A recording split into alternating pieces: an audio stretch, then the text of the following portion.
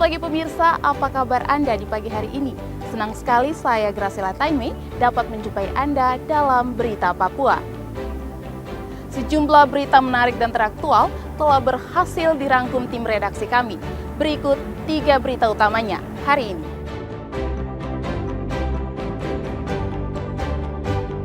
Sudah sebulan 40 nelayan asal Merauke masih ditahan di Papua Nugini.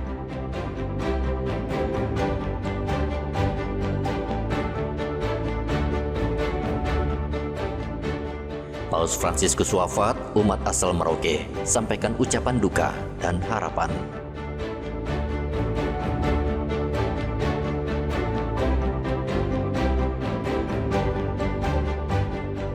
Harga daging babi di Mimika melonjak hingga 150%.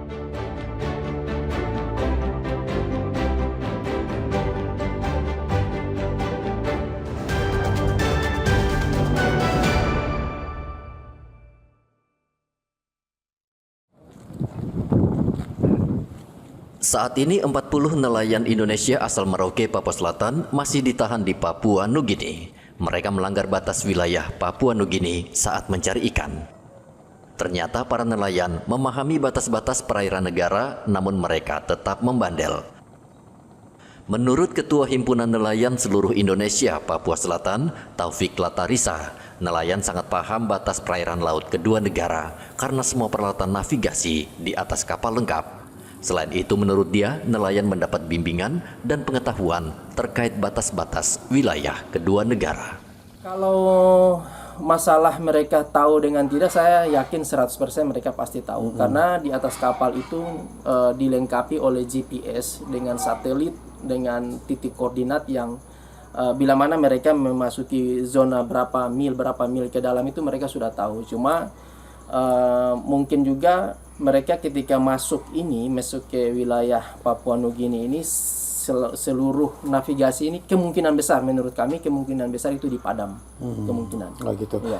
Saya dalam hal ini sudah beberapa kali sosialisasi ya. Kalau kami dari HNSI dengan Pemda daerah setempat, kami sudah mensosialisasikan ini sudah sekian kali.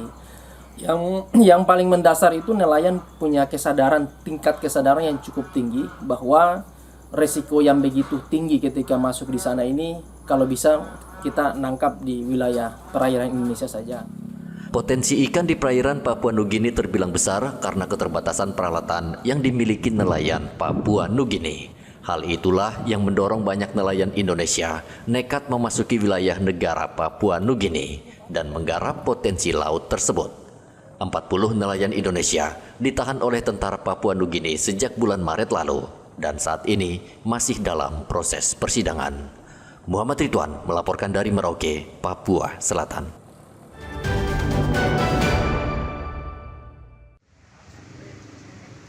Polres Merauke saat ini masih memproses 14 polisi di lingkungan Polres Merauke yang sepanjang tahun 2023 hingga 2024 terlilit berbagai kasus saat menjalankan tugas.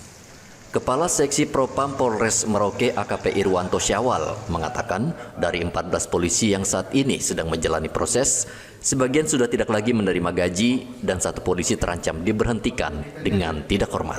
Kasus disersi, disersi ada 2. Dari 2 kasus disersi ini mungkin di antara satunya itu ya kemungkinan besar kami rekomendasi PTDH. Karena sampai saat ini yang bersangkutan sudah hampir 1 tahun tidak masuk. Selain dari disersi itu sebenarnya perjinahan juga, karena dengan adanya perjinahan itu yang bersangkutan sudah tinggal bersama istri keduanya atau selingkuhannya itu, sehingga dia sudah dilaksanakan tugas kurang lebih 1 tahun dan kami sudah hubungi dan gajinya sudah dihentikan ya sudah sekitar 1 tahun juga. Itu kemungkinan besar rekomendasi PTDH. Belasan polisi itu terlibat berbagai kasus, diantaranya tidak pernah bertugas atau berdinas, asusila, dan tindakan disiplin. Propam mengimbau seluruh polisi di Merauke bekerja sesuai aturan karena jika polisi melanggar akan ditindak tegas.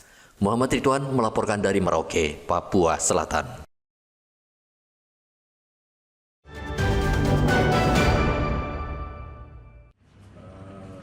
Pemerintah Provinsi Papua Barat Daya bersama Polda Papua Barat Daya secara tegas menolak kelompok separatis yang ada di Papua Barat Daya.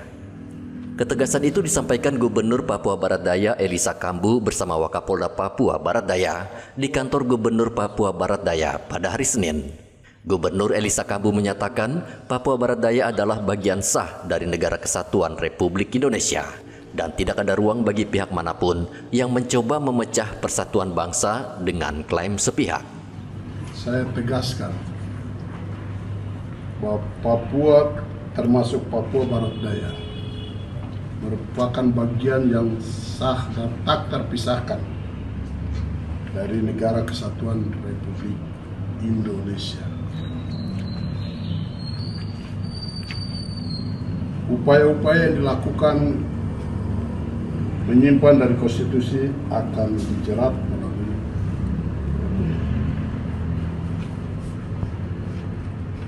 kami menghormati hak menyampaikan pendapat,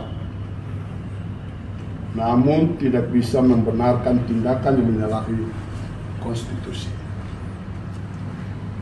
dan mencederai semangat persatuan bangsa. Sementara itu, Wakapolda Papua Barat Daya Kombes Semitaba mengatakan akan menindak tegas kelompok yang mengklaim mendirikan negara di dalam negara. Kita dari Polda Papua Barat Daya sudah lakukan upaya awal untuk mendeteksi posisi-posisi mereka sehingga bisa kita lakukan upaya penegakan hukum tegas dan terukur. Seperti kata Bapak Gubernur, tidak ada ruang untuk kelompok apapun di tanah Papua, secara khusus di Papua Barat Daya. Kita ada sah sebagai bagian dari Negara Kesatuan Republik Indonesia, itu harga mati. Sehingga kami tidak ada toleransi, kita dari Papua Barat Daya pun, Polda khususnya tidak ada toleransi sedikitpun untuk kelompok apapun yang ada di Papua Barat Daya. Pemerintah Provinsi Papua Barat Daya juga menegaskan bahwa kelompok yang menamakan diri NRFPB tidak sah secara konstitusi. Tindakan mereka yang telah menyebarkan narasi menyesatkan akan dimintai pertanggungjawaban secara hukum. Sejumlah orang mengaku sebagai petinggi negara Federal Papua Barat mendatangi kantor Wali Kota Sorong dan kantor Gubernur Papua Barat Daya serta kantor MRP Papua Barat Daya pada 14 April lalu. Mereka membawa 2 surat yang diklaim terkait dengan perundingan damai Indonesia dan negara Papua Barat. Sejumlah orang itu juga berseragam loreng dan berpakaian dinas dengan baret di kepalanya, mengawal seseorang yang diduga petingginya mengenakan batik biru.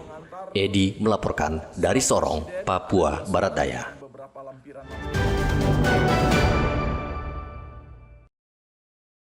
Pimpinan umat Katolik Paus Fransiskus pada hari Senin wafat dalam usia 88 tahun. Dunia kehilangan salah satu tokoh spiritual yang memperjuangkan kemanusiaan dan orang miskin. Meninggalnya Paus Fransiskus adalah duka mendalam bagi umat Katolik di seluruh dunia, termasuk umat Katolik di Merauke, Papua Selatan. Berikut ungkapan duka dan tanggapan dari sebagian warga Merauke yang mempunyai kesan mendalam terhadap Paus Fransiskus yang pernah menginjakkan kakinya di Indonesia. Paus Fransiskus telah meninggal dunia. Gereja berkabung, gereja seluruh dunia sungguh-sungguh berkabung sampai dengan uskup Keuskupan Agung Merauke Monsinyur Petrus Canisius Mandagi juga memutuskan agar ulang tahunnya yang ke-76 di tanggal 27 April 2025 ini Bapak Uskup putuskan untuk tidak dirayakan karena ada dalam masa perkabungan ini. Sehingga kita sungguh-sungguh merasa duka yang mendalam atas kematian ini. Turut berduka cita yang sangat mendalam atas nama umat sekalian atas berpulangnya Paus kita kemarin sore. Paus Fransiskus yang telah berpulang, beliau adalah tokoh bukan hanya khusus kepada umat Katolik ya, tetapi ini tokoh dunia yang diakui dan dihormati oleh seluruh dunia, oleh tokoh-tokoh dunia, dan memberikan banyak contoh yang baik untuk semua kepentingan manusia ya, untuk manusia. Jadi terus terang kami sangat kehilangan dengan kepergian beliau yang sangat mendadak. Kami awalnya tidak percaya dengan berita itu ya, karena beliau masih sempat menyampaikan selamat Paskah kepada umat di Basilika Santo Petrus. Umat juga mendoakan prosesi pemakaman Paus Fransiskus berjalan lancar dan prosesi pemilihan Paus baru bisa berlangsung dengan hikmat. Muhammad Ridwan melaporkan dari Merauke, Papua Selatan.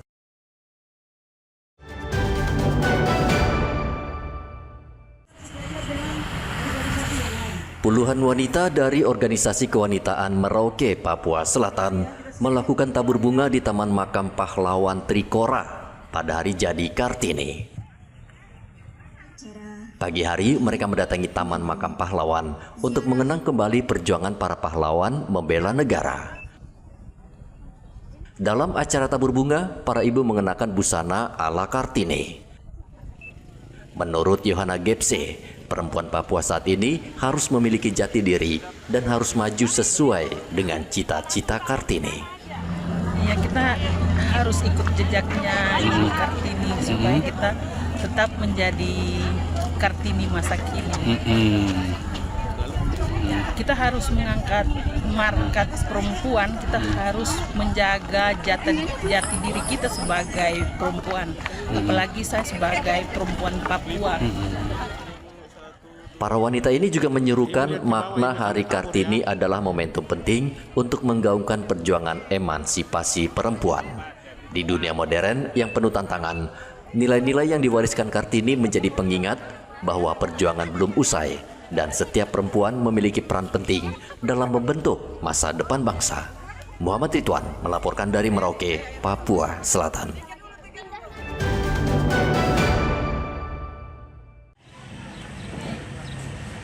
Harga daging babi di Pasar Sentral Mimika, Papua Tengah melonjak tajam. Daging babi yang biasa dijual Rp100.000 per kilogram saat ini naik menjadi Rp250.000 per kilogram. Pedagang mengatakan pasokan daging babi dari peternak minim sehingga harga daging sangat mahal. Anjurkan 200 per kilo, tapi kadang-kadang kita tidak sampai modal juga kalau kita jual 200 per kilo. Makanya kita mengiris saja, teriris. Ada kadang-kadang lebih 1 kilo, ada yang biasa cuma 7 ons, 8 ons. Kalau kita mau bicara yang jujur, apalagi kalau babi semakin muda semakin ringan, kita lebih ringan. Kalau mau ditimbang, ya harapan kita mudah-mudahan kembali babi ini bisa berkembang, kan? Supaya harga bisa stabil kembali. Makanya sekarang ini bisa paling tinggi 2 orang Pak yang jualan. Dulu tuh sampai ke meja ke bawah ini, tahun kemarin. Kadang sampai hampir 20 ekor per hari. Dulu. Banyak teman yang mundur, tidak mampu beli lagi. Macam saya juga kadang-kala kalau dapat babi yang cocok harga kita potong, kalau tidak kita juga dapat sakan. Mahalnya harga daging babi membuat warga beralih ke daging ayam dan ikan laut. Pedagang berharap harga daging babi kembali normal sehingga omset penjualan mereka bisa kembali tinggi. Dari Mimika, Papua Tengah, Igobat Momolin melaporkan.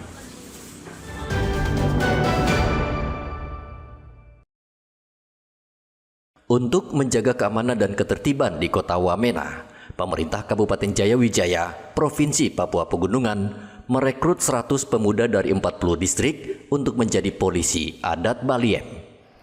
Para pemuda ini akan menjadi pembantu kepolisian dan TNI dalam mengamankan wilayah adat. Bupati Jayawijaya, Atenius Murid, mengatakan anak muda ini sangat mengenal wilayahnya, sehingga jika terjadi tindakan kriminal di wilayahnya, mereka harus diberdayakan. Polisi Baliem, polisi Baliem, mereka ini satria yang terdiri dari 40 distrik, diambil 2 orang per distrik untuk mewakilkan distriknya. Kami latih menjadi pasukan-pasukan yang menjaga keamanan di kota. Lebih khususnya ini untuk menjaga ketertiban keamanan di Kota Wamena. Sehingga teman-teman keamanan dari TNI maupun Polri itu jumlahnya terbatas. Kita ketahui bersama, saya mantan Dandim, personil kami terbatas.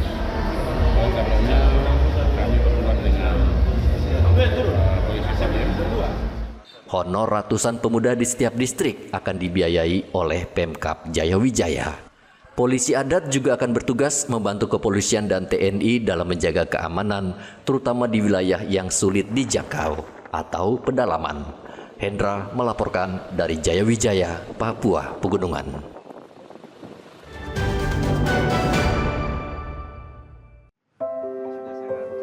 Pemerintah Provinsi Papua Barat Daya akan bekerjasama dengan pemerintah Kabupaten Maibrat untuk memajukan pariwisata di Kabupaten Maibrat. Seperti diketahui, Maibrat memiliki potensi wisata alam yang indah dan eksotis, seperti Danau Ayamaru dan Uter, namun belum berkembang dengan baik. Potensi wisata alam ini perlu digarap secara profesional dengan melibatkan masyarakat lokal, sehingga bisa menyejahterakan masyarakat setempat. Domingus Na, Kepala Kampung Bawi, mendukung pembangunan dan pengembangan wisata di Kabupaten Maibrat. Ia berharap pembangunan di sektor wisata di Kabupaten Maibrat bisa segera terlaksana. Kami menyampaikan bahwa daerah ini kami persiapkan harus terus dibangun dan diperluaskan dan lebih dipermantapkan lebih bagus lagi. Juga sampai terakhir Pokrawis ini akan dilantik, setelah itu mereka punya proses pekerjaannya akan jalan dan disiapkan segala-galanya untuk para wisata untuk Kabupaten Maibrat ini. Hari ini saya selaku Kepala Kampung menyampaikan bahwa di mana ada kegiatan pemerintah kunjungan para wisata, kami minta supaya kami sekaligus dari pribumi juga minta supaya akan dibangun daerah ini bangun lebih bagus lagi. Bisa bangun sampai bisa bangun hotel, sampai bisa bangun segalanya dibangun semua. Baru tata daerah ini baik supaya kita persiapkan untuk para wisata untuk kabupaten ini. Pemprov Papua Barat Daya saat ini sedang meninjau beberapa lokasi wisata dan akan menggelar Festival Ayamaru bekerja sama dengan Pemkab Maibrat. Secara umum, Maibrat memiliki potensi wisata yang luar biasa ya. Wisata alamnya luar biasa. Kemarin waktu acara Musrenbang juga kita melihat wisata budaya yang sangat unik di Kabupaten Maibrat. Jadi dari sisi pariwisata sebenarnya Maibrat sudah sangat siap ya untuk bisa menerima kunjungan wisatawan. Pada hari ini memang kita lagi mengecek beberapa tempat di sekitar Danau Ayamaru yang akan dijadikan sebagai tempat pemusatan kegiatan festival. Pak Bupati kemarin kita bersyukur beliau sudah menyampaikan bahwa akan melaksanakan festival Danau Ayamaru dan kami dari Dinas Provinsi akan berkolaborasi dengan Pak Bupati dan juga Pak Kadis Pariwisata Maibrat untuk mendesain membuat festival pertama ini menjadi festival yang sangat luar biasa. Saat ini banyak objek wisata alam yang belum tergarap dengan baik di Kabupaten Maibrat, Papua Barat Daya. Padahal potensi di kabupaten ini bisa mendatangkan keuntungan karena keindahannya tidak kalah dengan daerah lain. Topan melaporkan dari Maibrat, Papua Barat Daya.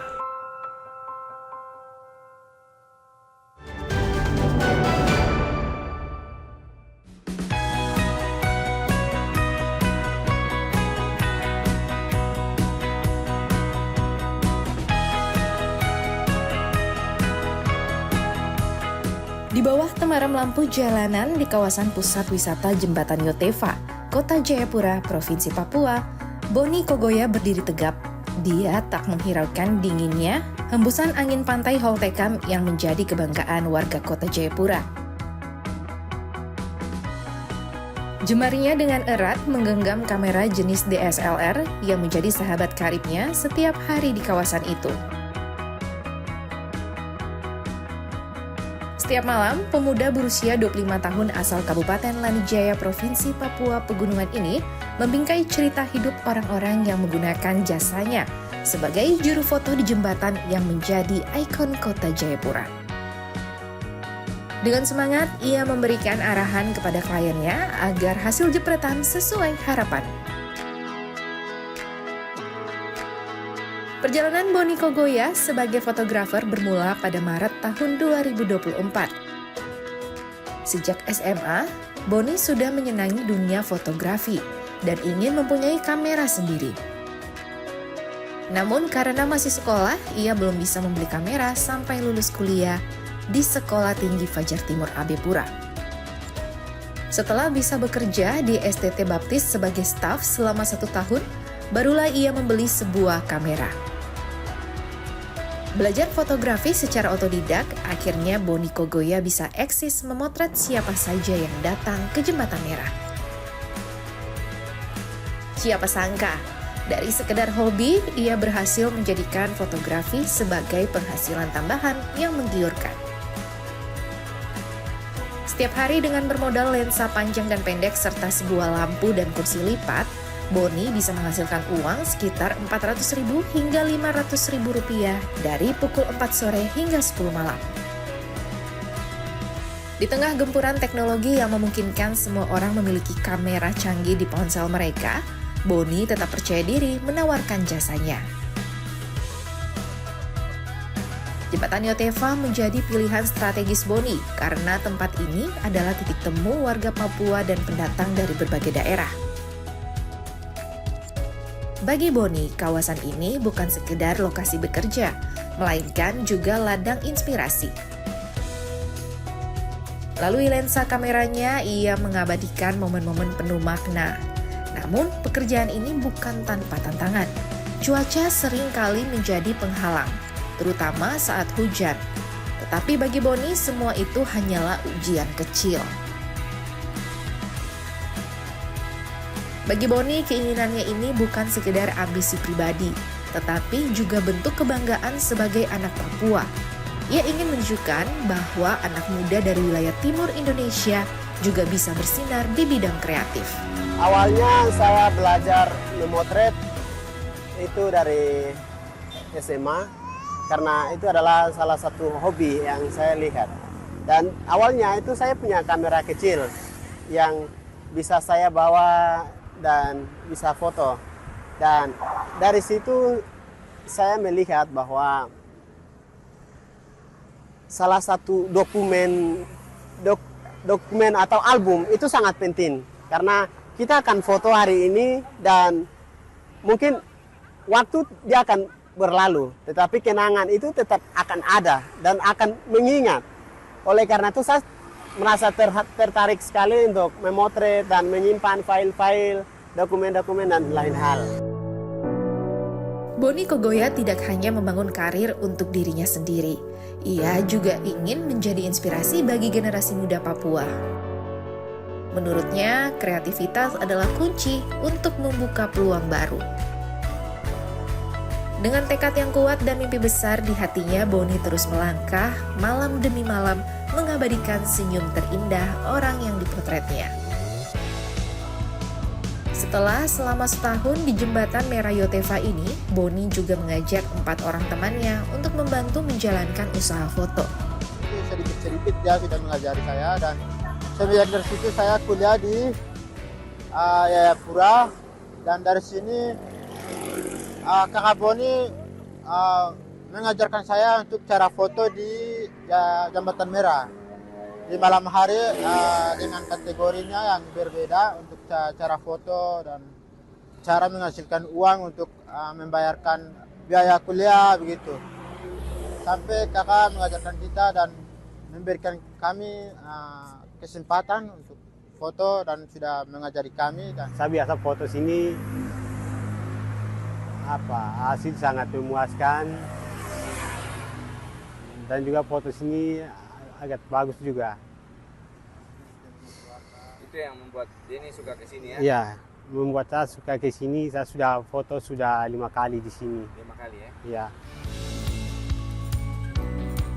Jembatan Merah Yotefa memang mempunyai ketertarikan sendiri bagi warga di kota Jayapura, terutama malam hari. Gemerlap lampu jembatan membuat kawasan ini ramai. Keramaian Jembatan Yotefa dimanfaatkan juga oleh pedagang minuman dan camilan. Luar biasa mereka penghasilannya. Ya, nggak mati 500 lah. Sepi-sepinya nggak mati 500. Artinya orang banyak juga datang ke sini gara-gara mereka. Rame mas. Margono berharap pemerintah rutin membersihkan jembatan merah ini dan meminta kesadaran warga yang datang untuk menjaga kebersihan di jembatan merah. Jembatan Yotefa adalah salah satu jembatan yang menghubungkan Holtekam dengan Hamadi. Selain mempersingkat waktu tempuh, jembatan ini juga banyak dimanfaatkan untuk mencari cuan seperti yang dilakukan Boni Kogoya. Jembatan Yotefa diresmikan Joko Widodo pada tahun 2019 dan mulai saat itu menjadi ikon kota Jayapura. Riantonai melaporkan dari Jayapura, Papua.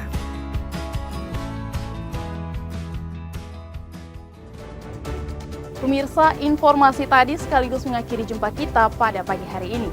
Saya Graciela Taime, mewakili kerabat kerja yang bertugas menyampaikan terima kasih, selamat beraktivitas, sampai jumpa. Wanyambe.